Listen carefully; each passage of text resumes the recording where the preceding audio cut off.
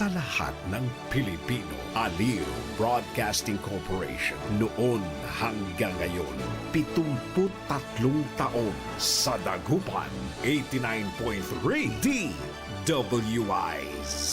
Nagbabalita ng tama, naglilingkod ng tama. DWIZ. Todo balita, Lunes hanggang Sabado dito sa DWIZ FM 89.3 News Radio Dagupan.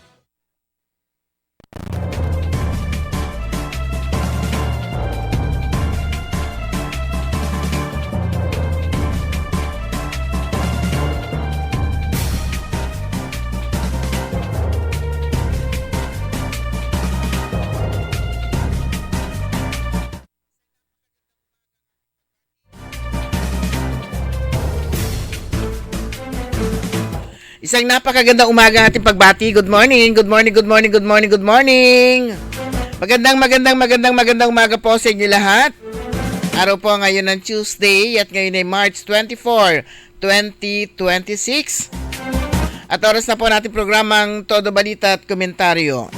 As usual, sa lapol sa oras yatid namin sa inyo ang mga balita sa ating bansa at sa ibang dagat. Ganyan din po pagtalakay po natin sa ating mga lokal na balita. Kami po ang matagapagbalita. Ako po si Susan Valdez Yadaw. Ako naman si Liway Manantan, Iparagirer. Dumako na tayo sa ating mga headlines, sa ating balitang pambansa. Kamara, inaabangan si Sara Duterte sa impeachment hearing. Pangulong Ferdinand Marcos bumuo na ng Crisis Committee. Todo balita, 403, nagsarang gas station namumuro sa hoarding. todo balita, Tigil pasada kasado sa March 26 at 27. todo balita, Init noong 2025, ramdam ng libu-libong taon ayon sa UN. todo balita, Ayon naman sa Pag-asa, amihan season tapos na, tag-init simula na. todo balita, Balita sa ibang dagat, banta ng US, walang epekto sa Iran. todo balita, Sa balitang lokal, Secretary Vince Dizon ininspeksyon ang Wawa Bridge sa Bayambang. todo balita, Kaugnay na balita, ininspeksyon din ni Secretary Vince ang Lingayen Bypass Road at ang Hanging Bridge. todo balita, Sa balitang pampalakasan, Beermen nagdomina sa PBA Season 50 Philippine Cup. todo balita, At sa detalye natin mga balita,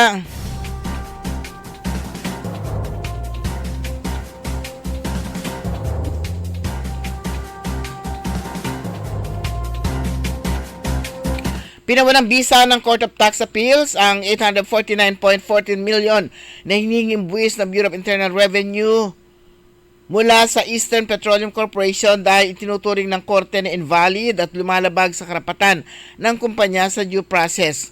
Ayon sa 16 na pahinang desisyon ng Special Second Division ng CTA, null at void ang tax assessments para sa 2014 matapos matuklasan na hindi nagbigay ang BIR ng tama at valid na deadline para bayaran ang sinasabing utang. Ang formal letter of demand at final assessment notice na natanggap ng kumpanya noong October 24, 2019 ay may nakasaad na due date na September 30, 2019, halos isang buwan bago pa man ipadala ang dokumento. Dahil dito nawala ng Eastern Petroleum ng totoong pagkakataon para makapagbayad o makipagtalo sa demand ng BIR. Binigyan din ng CTA na ang due date ay dapat tumukoy sa hinaharap upang maging legal na maipatutupad. Ipinag-utos ni Pangulong Ferdinand Marcos Jr. ang pagbuo ng Crisis Committee sa gitna ng patuloy na pagtaas sa presyo ng langis dulot ng lumalalang tensyon sa Middle East. Sinabi ni Palace Press Officer Undersecretary Attorney Claire Castro, inatasan na ng Pangulo ang pagtatag ng Crisis Committee kahit hindi pa ito iminumungkahi sa kanya. Samantala, nilinaw naman ni Castro na hindi niya dina-downplay ang sitwasyon sa crisis ng langis at sa presyohan nito sa bansa. Base anya sa paliwanag ni Energy Secretary Sharon Garin, may dalawang klase ng crisis sa supply at sa presyo nito, kaya kung pag-uusapan ang supply ay sasabihing walang krisis, subalit posibleng merong price disruption dahil naman sa nangyayaring krisis sa Middle East. Sa ngayon ay nagsusumikap anya ang pamahalaan para hindi magkulang ng langis. Umaabot sa 403 gasolinahan sa buong bansa ang pansamantala nagsara sa gitna ng patuloy na pagtaas ng presyo ng langis. Ayon kay PNP Public Information Office Chief Police Brigadier General Randolph Chuanyo, tumaas ang bilang mula na italang 273 noong nakarang linggo. Sa kabuuan, nasa 14,303 o 313 gasolinahan sa bansa ang minomonitor ng PNP. Inimbestigahan din ng PNP katuwang ang Department of Energy kung may kinalaman ang pagsasara gaya ng hoarding o pagtatago ng supply at profiteering. May mga naisampan ang manong kaso kaugnay ng illegal na bentahan ng langis, hoarding at profiteering sa malalawigan ng Nueva Vizcaya, Eastern Samar at Albay. Nauna na nagbabala si PNP Chief Police Brigadier Police General Jose Melencio Nartates Jr. na sasampulan nila ang mga gas stations na mapatutunayan na nagho-hoard ng supply. Ilang transport group ang nakatakdang magdaos ng 2 araw na transport strike sa March 26 at 27. Ito'y upang iprotesta ang labis na pagtaas ng presyo ng mga produktong petrolyo sa bansa.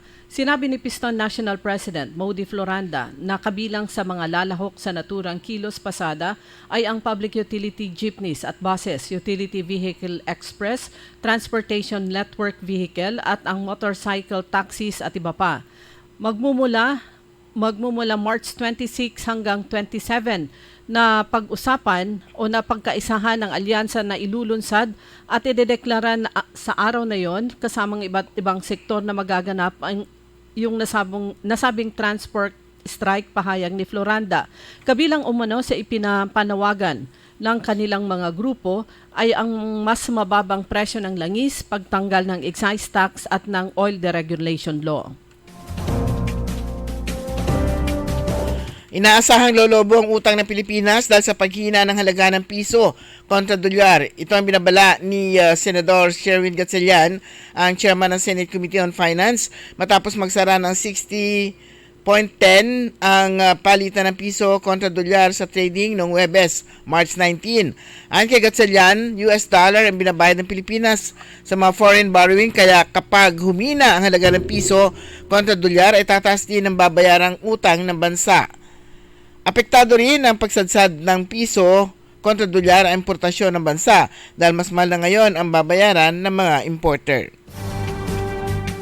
Formal nang pumasok sa bansa ang tag-init o summer season, makaraang matapos na ang amihan o malamig na panahon. Ayon sa Pag-asa, ang paglipat ng direksyon ng hangin mula hilagang silangan patungong silangan dahil sa pagbuo ng high pressure area sa ibabaw ng Northwestern Pacific ang nagpapahiwatig ng pagwawakas ng panahon ng amihan at pagsisimula naman ng panahon ng tag-init. Gayunman, kahit summer season na ay maaari pa rin makaranas ng ilang lugar o ang ilang lugar sa Northern Luzon ng paminsan-minsang malamig na hangin mula sa hilagang silangan. At dahil summer na, pinapayuhan ng Pag-asa ang publiko na mag-ingat sa paglabas ng bahay ngayong tag-init dahil maraming maaaring maging sakit sa panahon na ito tulad ng sakit sa balat, pigsa, sore eyes, tigdas at iba pa. Umabot sa pinakamataas na antas ang init na naipon sa mundo noong 2025 at ang epekto nito ay maaaring tumagal ng libo-libong taon ayon sa World Meteorological Organization. Ayon sa WMO, nangyari ang pinakamainit na taon sa kasaysayan mula 2015 hanggang 2025. Ang 2025 ay isa nila sa tatlong pinakamainit na may halos 1.43 degrees centigrade na pagtaas ng temperatura kumpara noong wala pang matinding polusyon. Ayon kay United Nations Secretary General Antonio Guterres, nasa climate emergency na ang mundo dahil patuloy ang pagtaas ng init. Ipinaliwanag ng WMO na sanhi ito ng pagdami ng greenhouse gas tulad ng carbon dioxide na nagkukulong ng init sa mundo. Aniya, mahigit 90% ng sobrang init ay napupunta sa karagatan kaya umiinit ang dagat, tumataas ang level ng tubig at lumalakas sa mga bagyo. Babala ng mga eksperto magpapatuloy ang pag-init ng mundo sa loob ng mahabang panahon at maaari pang lumala kung babalik ang El Nino sa mga susunod na taon. Samantala, formal nang itinurn over ng Independent Commission for Infrastructure sa Department of Justice nitong Lunes ang mga ulat at mga dokumentong nakalap nila sa isinasagawang investigasyon kaugnay ng mga anomalyang may kinalaman sa flood control project sa bansa. Ito'y kasunod ng inaasahan ng pagtitigil ng operasyon ng komisyon sa katapusan ng Marso. Mismong si ICI Chairperson Andres Reyes Jr. ang nanguna sa naturang turnover ceremony na dinaluhan ni na Justice Secretary Frederick Vida, Prosecutor General Richard Anthony Fodulion at National Bureau of Investigation Director Melvin Matibag. Balita sa ibang dagat, hindi nagpatinag ang Iran sa babala ng US President o ni US President Donald Trump at sa halip ay nagbantang tuluyang isasara ang Strait of Hormuz kung pupunteryahin ang kanilang mga power plant. Noong linggo, oras sa Pilipinas, binigyan ni Trump ang Iran ng 48 oras para tuluyang buksan ang strait dahil kung hindi ay tatargetin ng Amerika ang mga power plant ng nasabing bansa. Dagdag na militar, handa rin sila maglunsad ng strike laban sa mga power plant, energy at information and communications technology infrastructure ng Israel, pati na rin ang bansa nag-host ng US base at kumpanyang may US shareholder. Samantala, nilinaw naman ni Iranian President Masoud Pezeshkian sa isang post sa X nitong linggo ng gabi na bukas ang Strait of Hormuz para sa lahat. The Strait of Hormuz is open to all except those who violate our soil. We firmly confront delirious threats on the battlefield, ani Pezeshkian. Dumako naman tayo sa mga balitang lokal. Nagsagawa ng inspeksyon kahapon sa ginagawang Wawa Bridge sa Barangay Wawa sina DPWH Secretary Vince Dizon at Deputy Speaker Rachel Arenas, kasunod ng rekomendasyon at pakikipag-ugnayan ni Bayambang Mayor Nina Jose Quiambao. Kasama rin sa pagbisita si Special Assistant to the Mayor na si former Mayor Cesar Quiambao na patuloy na sumusuporta sa mga proyektong pang-infrastruktura sa bayan. Sa isinagawang pagpupulong, tinalakay ni Dizon at Congresswoman Arenas ng pangatlong distrito ng Pangasinan at ng mga lokal na opisyal ng pamahalaan ang mga technical na aspeto at kasalukuyang kalagayan ng konstruksyon ng tulay. Kabilang sa mga dumalon ang mga miyembro ng Sangguniang Bayan at iba pang opisyal ng LGU Bayambang gaya ni Vice Mayor Ian Camille Sabangan at Board Member Raul Sabangan. Binigyan din ng pamahalaang lokal ang tuloy-tuloy na koordinasyon ng DPWH upang mapabilis ang pagtatayo ng temporary bridge at ng bagong Wawa Bridge. Matatandaan na sa isang pagpupulong sa North Luzon Quadrangle 2 taon na ang nakalipas, tinanong ni Congresswoman Arenas kung may katiyakan sa pagsasakatuparan ng paggawa ng nasirang Wawa Bridge. Pinasiguro naman noon ng Regional Director ng DPWH na may nakalaang pondo para sa naturang proyekto.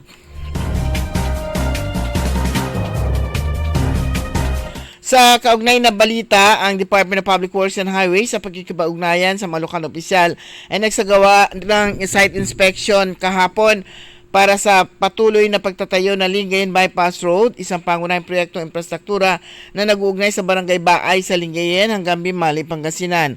Ang Lingayen Bypass Road kapag nakumpleto ay naasahang makabuluhang babawasan ang oras ng paglalakbay sa pagitan ng Barangay Baay sa Lingayen at Barangay Biek sa Bimali mula 22 minuto hanggang 7 minuto na lamang na makikinabang sa tinatayang 18,492 motorista. Pinangunahan ni Kalihim Vince Dizon isang site inspection ng kasalukuyang proyekto kasama si Pangasinan 2nd District Representative Mark Cojuangco pang masuri ang pagunlad nito at matiyak ang napapanahong pagpapatupad.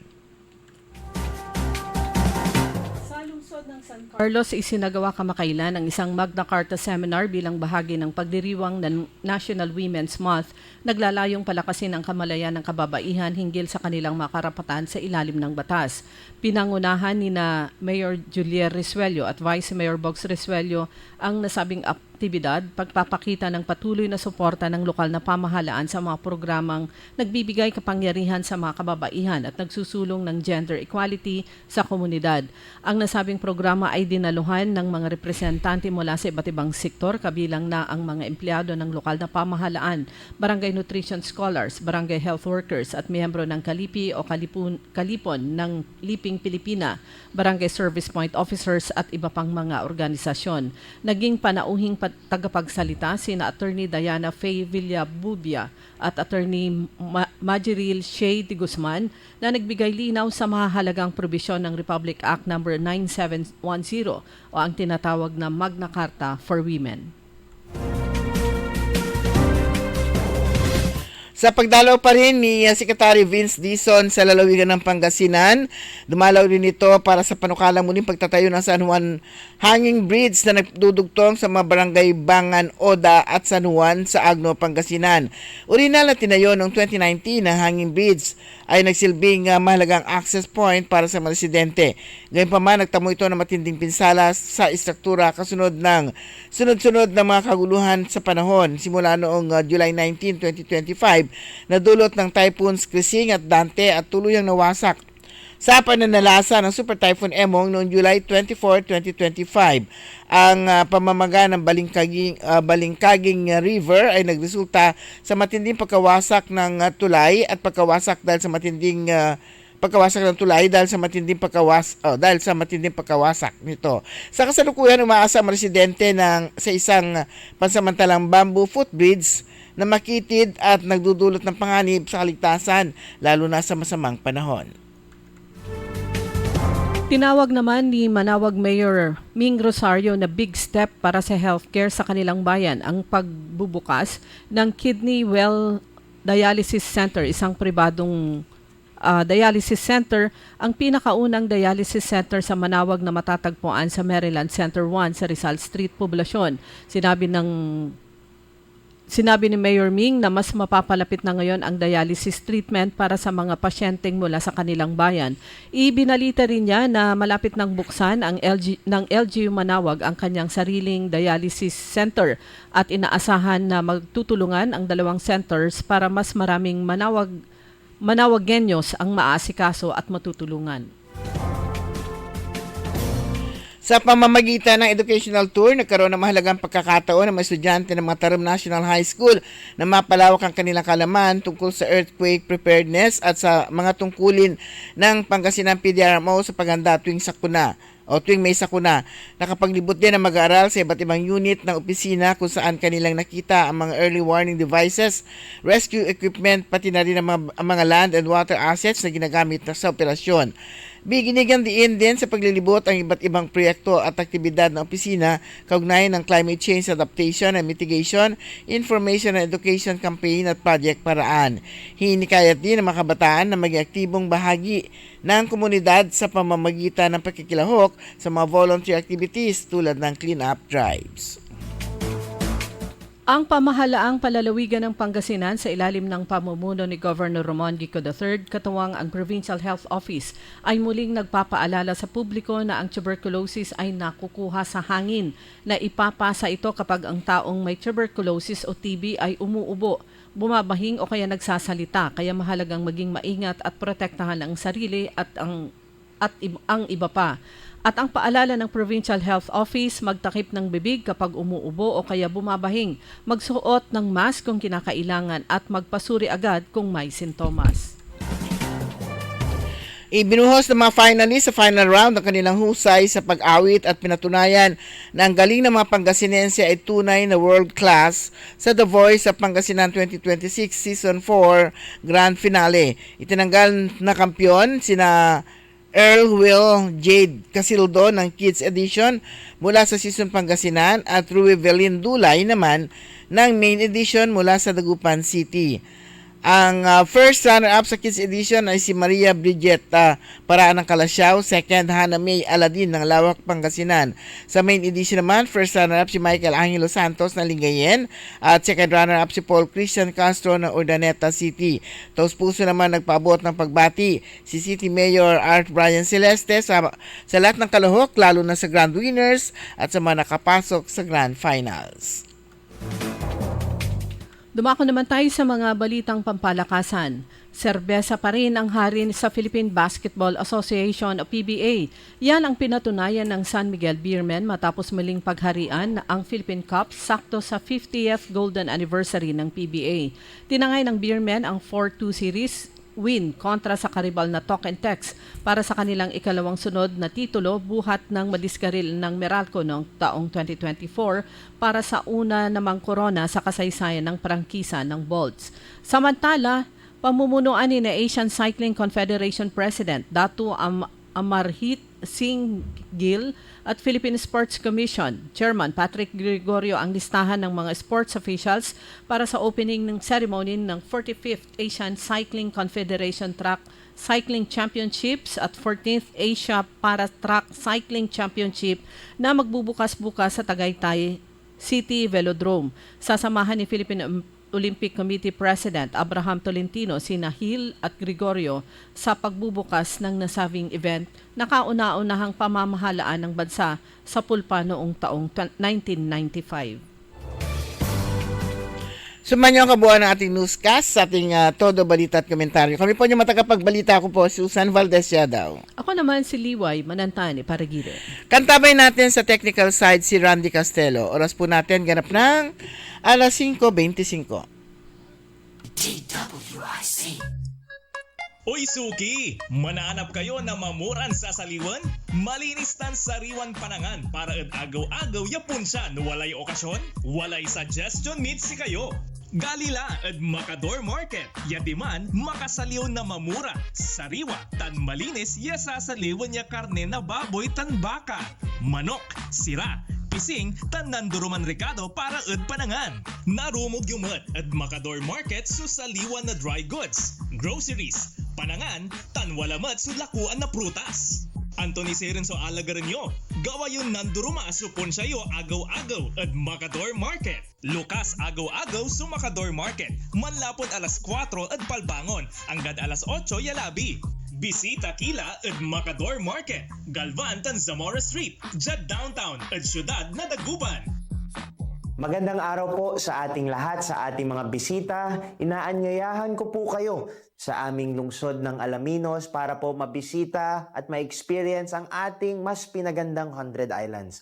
Marami na pong pagbabago sa ating mga isla at sana makita namin kayo dito sa aming lungsod para po makapag-swimming, makapag-enjoy kasama ang inyong barkada at ang inyong pamilya. Tara na! Dito sa Alaminos City para sa ating 100 Islands. Ang patuloy na pagpapaganda sa 100 Islands National Park at lungsod ng Alaminos ay pinangungunahan ni Mayor Art Brian Celeste. Ladies and gentlemen, the new face of your favorite resto bar in Dagupan City. The original party place in town. The Music Warehouse Club Dagupan City. No need to go to Manila's top bars like Silo and BSK Club. Dagupan has it all. Fully air-conditioned with free entrance, free parking, and restrooms for all. Doors open at 7 p.m. Do well, live well, and dress really well. Find us at Paris Street, Barangay Pogo, Chico. Contact us at 075-522-2617. Reserve your tables now. Mula sa pamahalaang panlungsod ng San Carlos, Pangasinan, abangan dito sa DWIC 89.3 FM Dagupan ang mga balita, kaganapan sa lungsod. Ibabahagi rin ang mga events kaugnay sa Mango Bamboo Festival na gaganapin sa buwan ng Abril. San Carlos, maayos. Liway Manantan At Susan Yadaw. sa Todo Balita.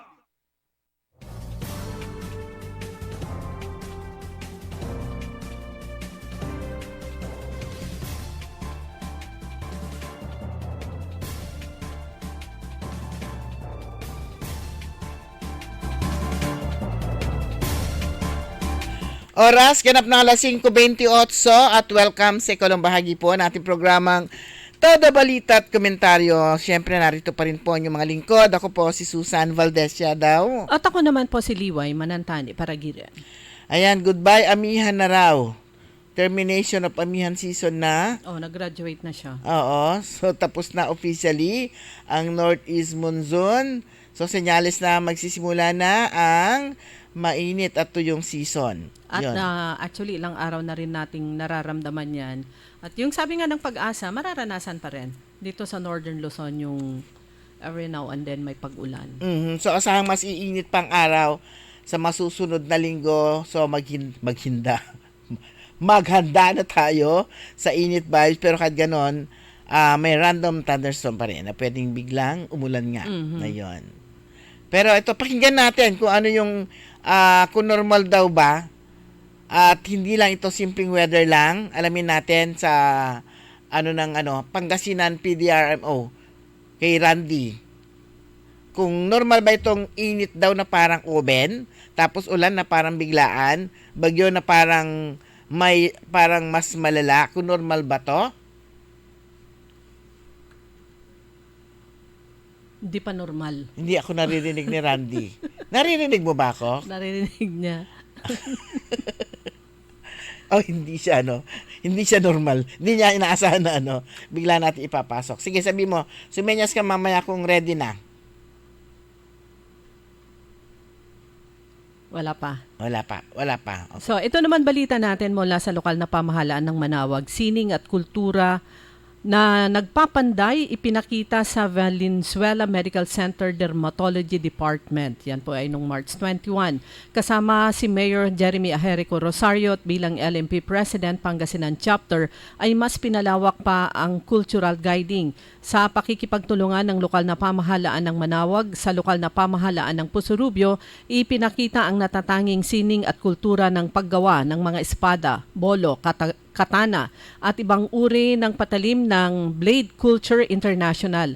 Ito ay bahagi pa rin ng layunin ng mga tourism officers sa kanilang nabuong tourism circuit na ipakita din ang iba pang pwedeng pasyalan sa probinsya ng Pangasinan at aasahan ang mas malawak at mas makulay na kwento ng kultura hindi lang sa bayan ng Manawag kundi pati na rin ang iba pang bayan sa lalawigan ng Pangasinan.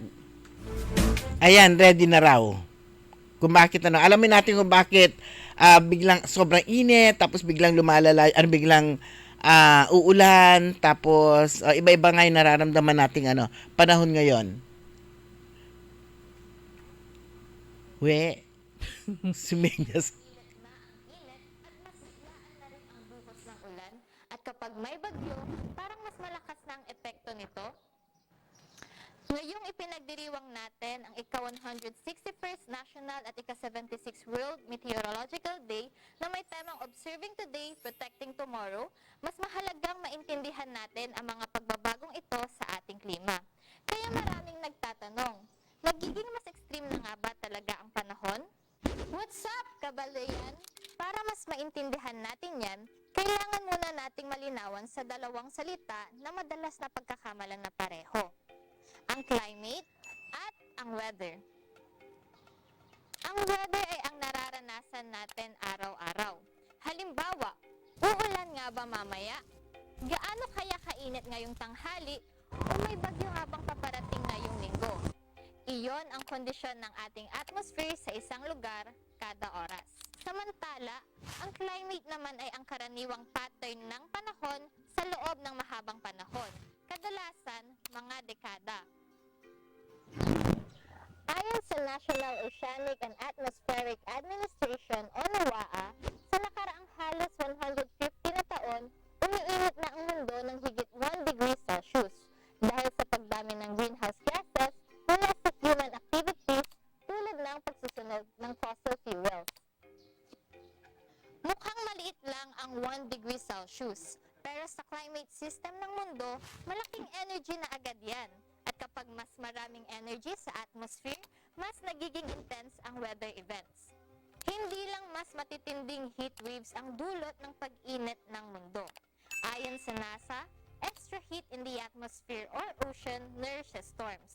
Ibig sabihin, habang mas umiinit ang mundo, mas maraming energy ang napupunta sa mga weather systems. Dahil dito, inaas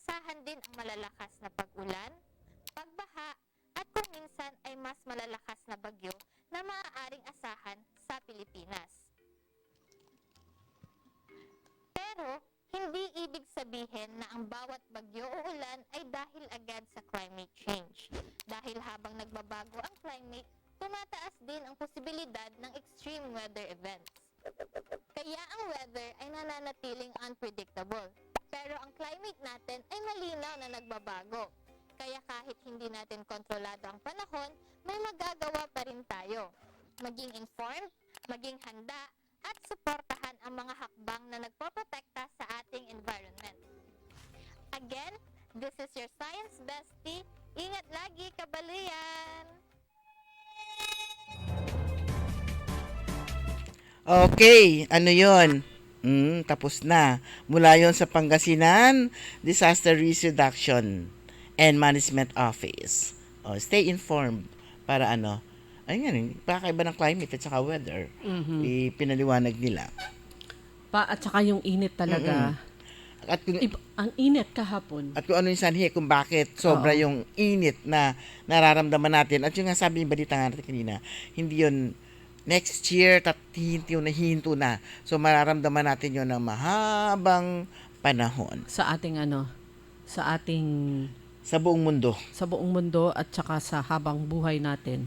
Kasi ilang years yun? 1,000. Mahabang panahon, ibig sabihin. Wala na tayo. Next generation. Oo. Hanggat yung pinag-usapan natin kahapon, siguro kung ibabalik natin sa dati yung iikot natin, balik tayo sa dating nakagawian, nakaritela lang ang gamit, naglalakad, at tigil lahat ng maraming mga industrial siguro yun, pwede sigurong magamot pa, kung magagamot pa. Pero wala na, sira na siya. Pero hindi na yung mapipigilan na. At meron tayong kumbaga shared responsibility para mapabagal yung mga development na yan, mga negative development, dahil yun nga, yung lifetime natin ay limitado naman. Hindi naman tayo, iilan lang yung umaabot ng 100, pero na yun yung mga hindi na sila nakakalabas ng bahay. At saka pag inabot ka ng 100 taon, napakapalad mo. Hindi mo alam kung na mapalad ka. Pero yun, habang nabubuhay tayo, yun nga, sabi mo nga, kailangan meron tayong contribution para mapigilan natin. Sabi nga mapipigilan naman kahit papaano, o makakatulong tayo para mapigilan niya. Ito nararamdaman po natin na sobrang init, sobrang lakas ng bagyo, yung epekto nga ito ng climate change. Ayan. Pero sabi nga niya kanina, hindi lahat ng nangyayari na nagaganap ngayon ay dahil sa climate change. Yun. Pero yun nga, dahil napakainit ng panahon, kailangan mong magpalamig. Pero ang sabi naman ng ating gobyerno, lalo na itong krisis na nararanasan po natin dahil naman sa gyera sa ilang bahagi ng Middle East, ang sabi rin ay magtipid. Kaya yung mga ngayon, mga opisina, kahit na mga establishments, nagtitipid sila. Yung kaya mo iba nakiki-aircon lang sa mga mall. Ayan, pati mga mall din, gagawa din tapos ka na. Di ba? So yun nga, lahat ng paraan at saka yung sabi ko nga kahapon, ang mga distribution utilities, mga electric companies, mga cooperative ay kahit sila panawagan nila sa lahat magtipid. Dahil hindi lang yung income naman ang tinitignan ng mga companies, kundi pag sobra kasi yung dami ng gumagamit ng kuryente, nagkakaroon ng overload at nagkakaroon ng unscheduled power interruptions. May epekto rin po yun. Kaya lalo na itong mainit ang panahon, tumulong po tayo.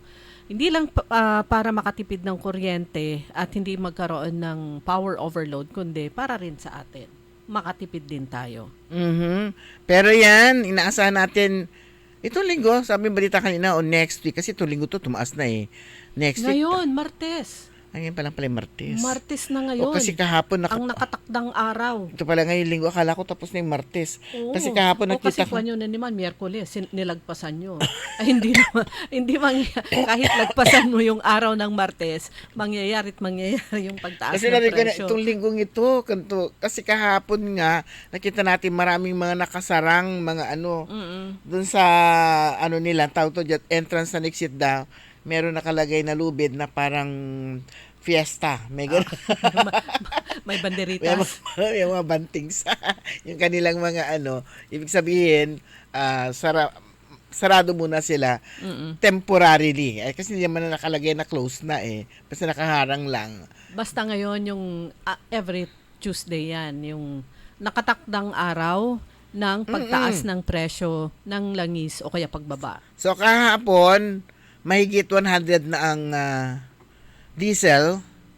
Ang gas ay 86. Ayan, at tataas daw ng mga 11 double digit ulit ang diesel, at ang gas naman ay mas mababa yung itataas. Para mas 6 pesos lang. So hindi pa siya abot ng 100. Sabihin mo na kahit mabot pa siya ng kasi 6 pesos lang ang sinabi itataas so hindi pa siya abot ng 100, pero siya may higit 100 na. At saka yan, yung pagtaas ng presyo, pangalawa pa lang to kasi Pangalawa pa lang ba? hinati-hati nila. Di ba pangatlo na? Yung mataas, meron pang isa. Hinati-hati nila yon dahil iniwasan nga yung one time, big time. Kasi parang pangatlo na to, naka second round na yun nung last week. Second round na nung last week, pangatlo na ngayon, kung sakali. Kaya, at matindi pa rin ang bakbakan doon sa Middle East at na underestimate ng Amerika ang Iran. Ang dami pala niyang armaments. Pero hindi rin natin alam, baka nagbablap din lang si Iran. Pero sana matapos na dahil worldwide ang epekto po nito. At na rin, ang bully na si Amerika, bakbakan nyo kwanto sa ibang bansa. Kasi nambubuli itong si Iran, kaya akala niya, pero yun nga, tinatawa na lang natin.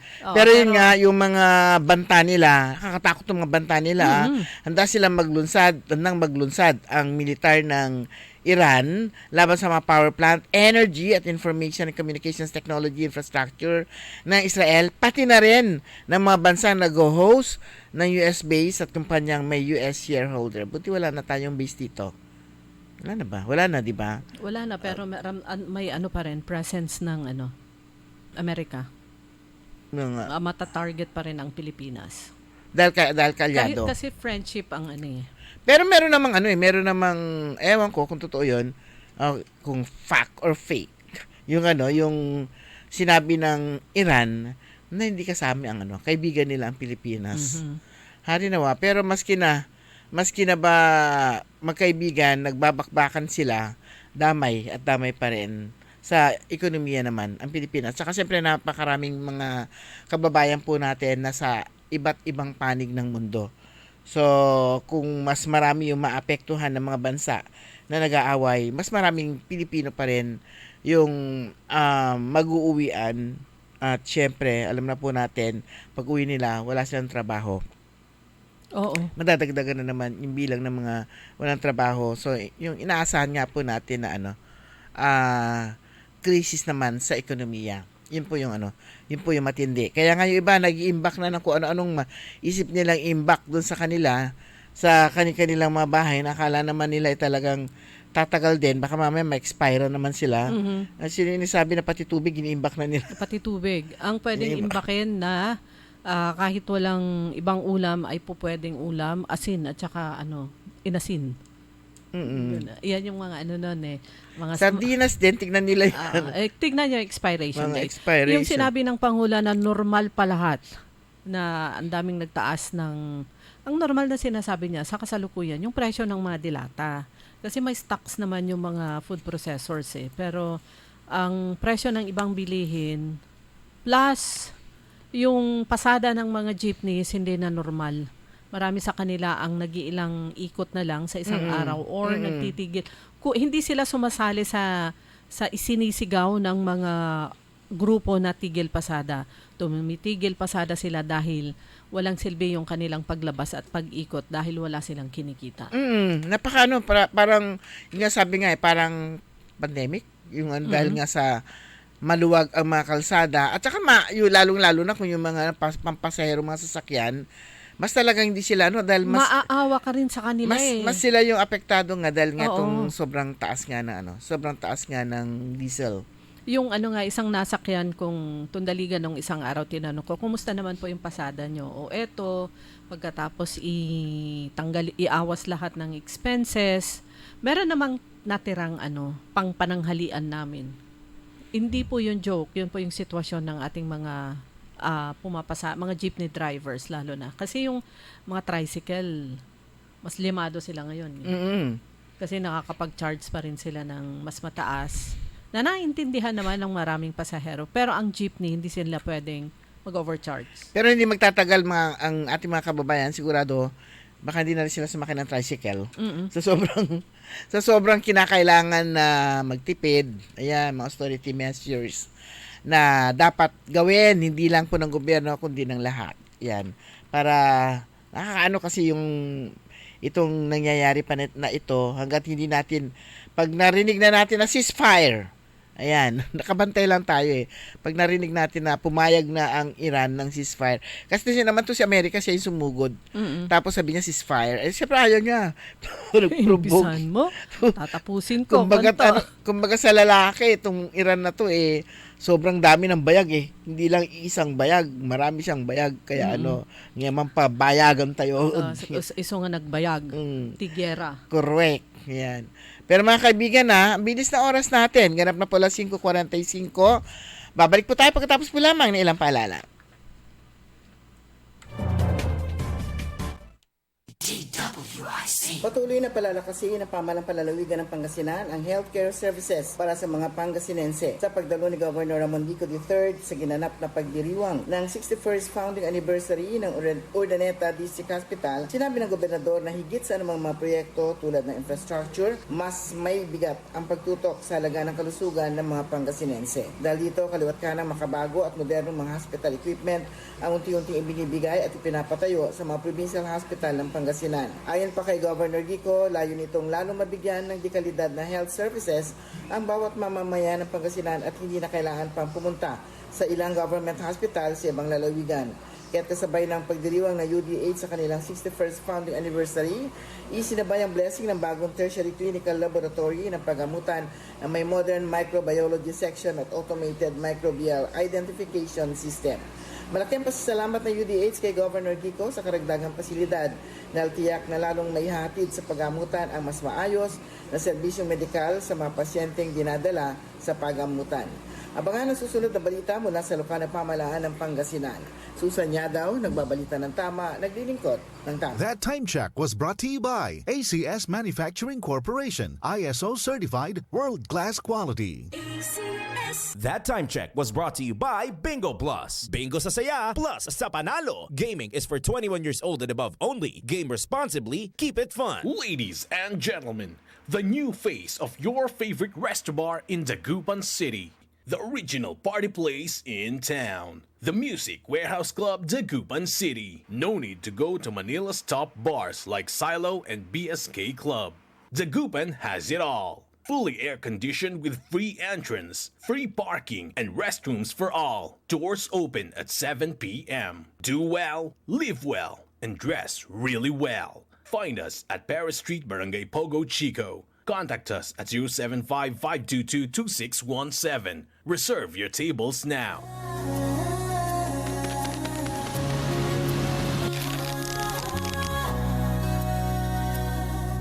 Hindi umuurong sa pagtulong, kawang gawa sa lahat sinusulong. PCSO, PCSO. Hindi umuurong sa pagtulong. PCSO,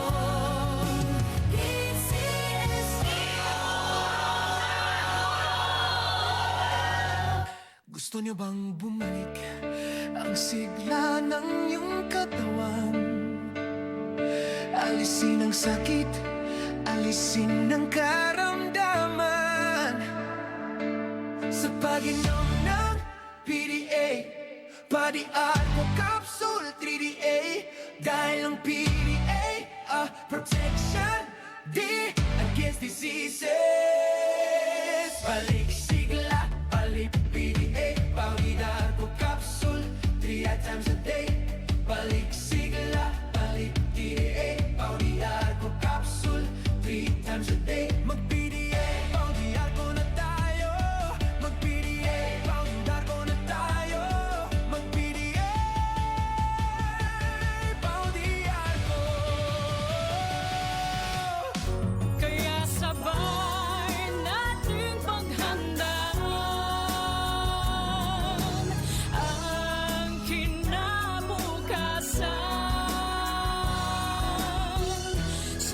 Fortune Life, maaasahan mo tapat ako sa aking pangako. Para sa compulsory insurance coverage for agency-hired migrant workers, Fortune Life Insurance. Securing your tomorrow today.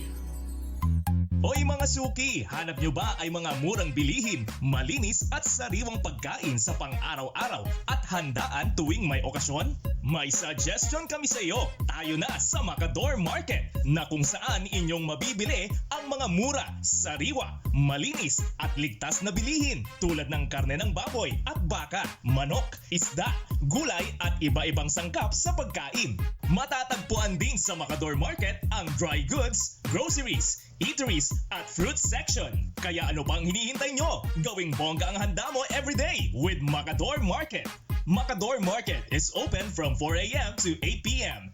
Visit us at Macador Market, Galvan Street at Zamora Street sa downtown Dagupan City. Liway Manantan at Isusan Yaraw sa Todo Balita.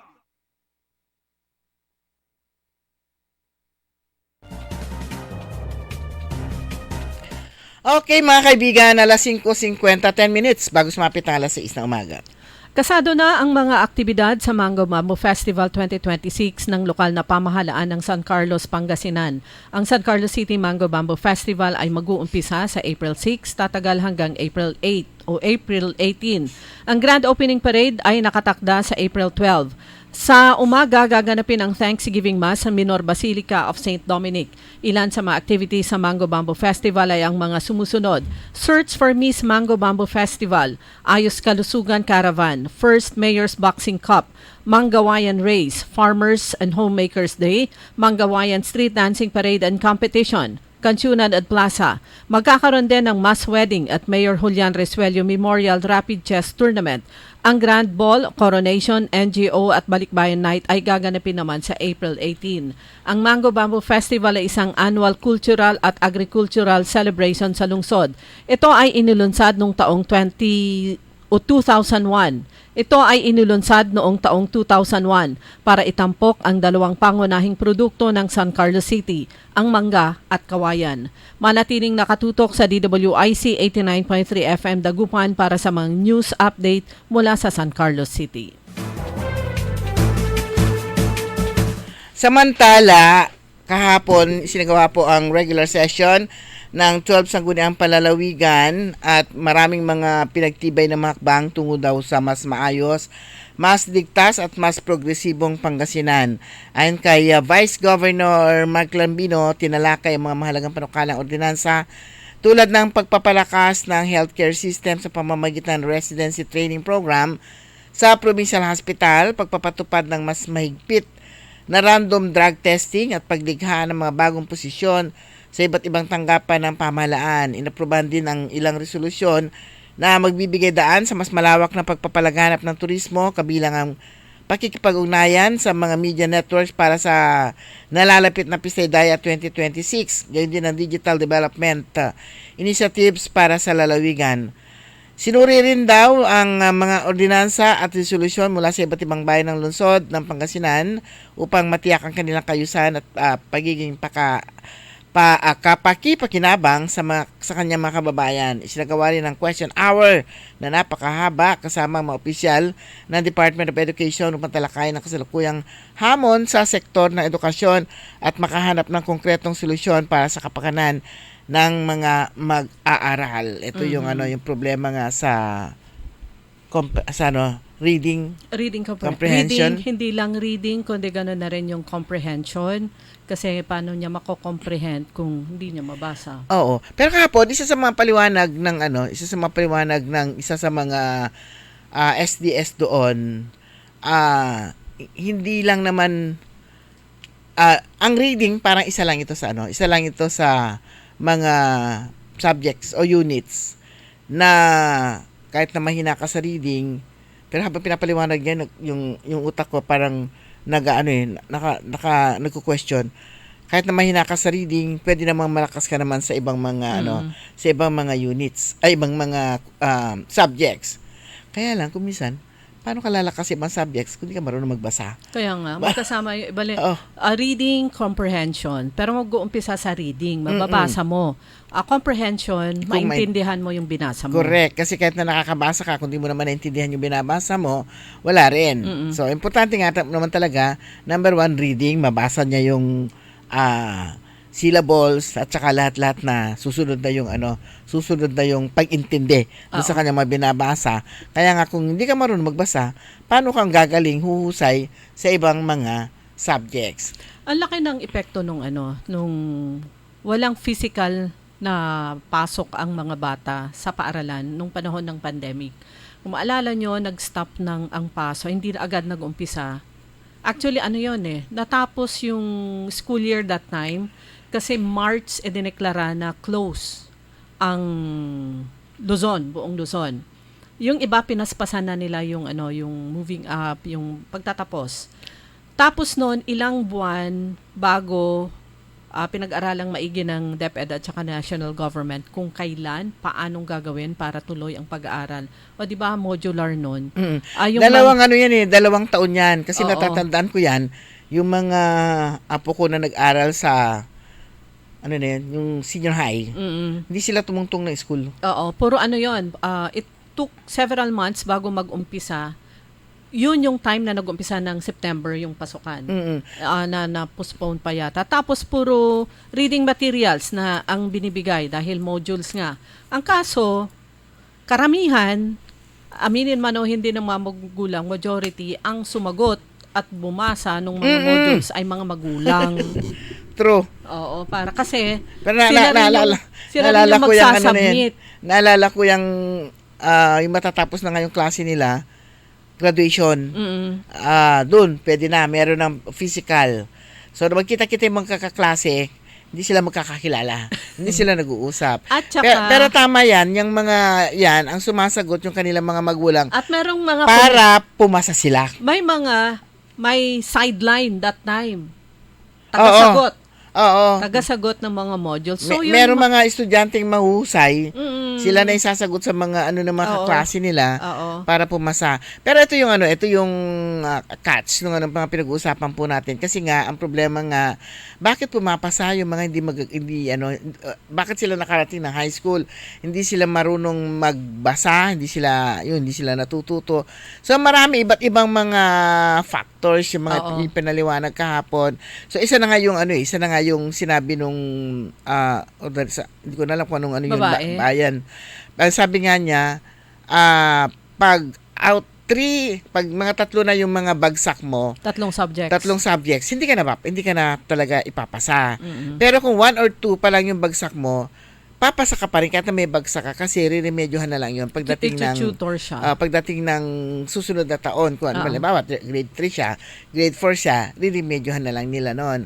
Pero ang pakiusap nila, sabi niya, sa mga magulang, pakiusap namin, sana makipagtulungan kasi nga hindi nga kaya ng mga teachers na gawing mag-isa yung pagtuturo sa kanilang mga anak. Sa dami nga ng mga anak nila sa school. Correct. Sabi niya, tulungan din ninyo yung inyong mga anak. At kung alam niyo na hindi sila natuto, payagan nyo na, para kung sila magsabi na, payagan nyo na umulit sila doon sa grade level.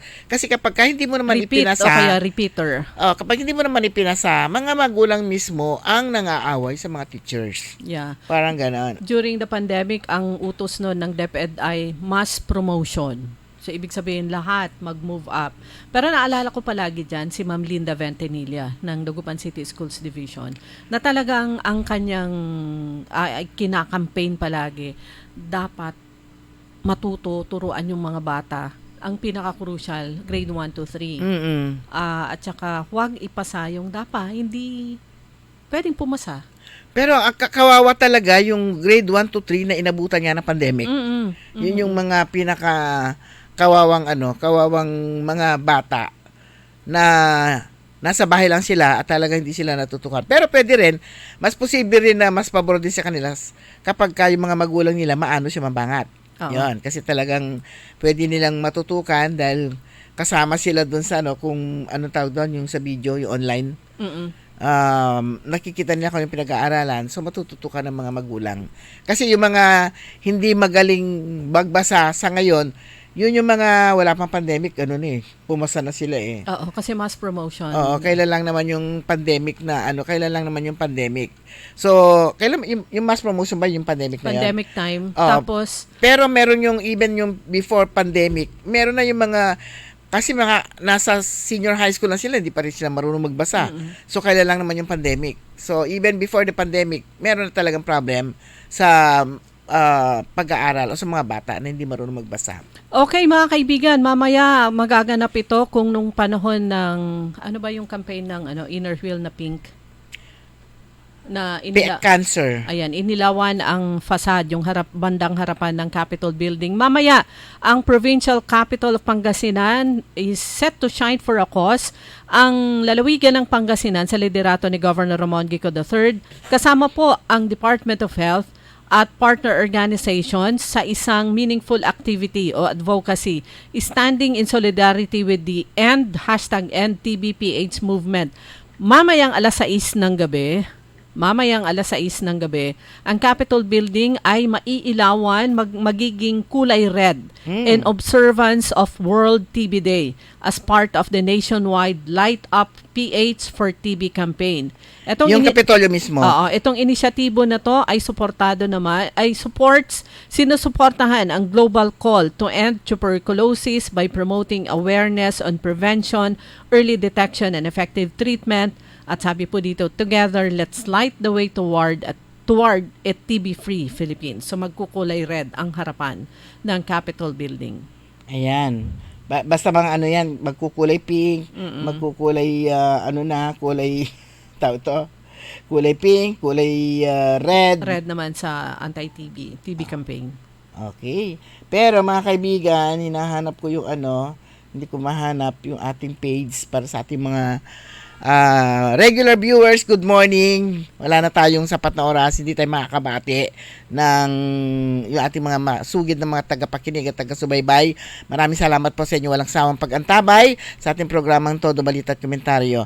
Abangan po ninyo ang susunod na programa Early in the Morning. Makasama po ninyo si Karen Oli Navarro. Programang Todo Balita at Komentaryo, kami po yung mga nakasama sa technical side, si Karandi Castelo. Ako po si Liway Manantani Paragire. Ako naman si Susan Valdez Yadaw. Magandang maga po sa inyo lahat. Sumainyo ang Todo Balita, Lunes hanggang Sabado dito sa DWIZ-FM 89.3 News Radio Dagupan. Nagbabalita, naglilingkod sa lahat ng Pilipino. Aliw Broadcasting Corporation, noon hanggang ngayon, 73 taon sa Dagupan. 89.3 DWIZ. Nagbabalita ng tama, naglilingkod ng tama. Ang balita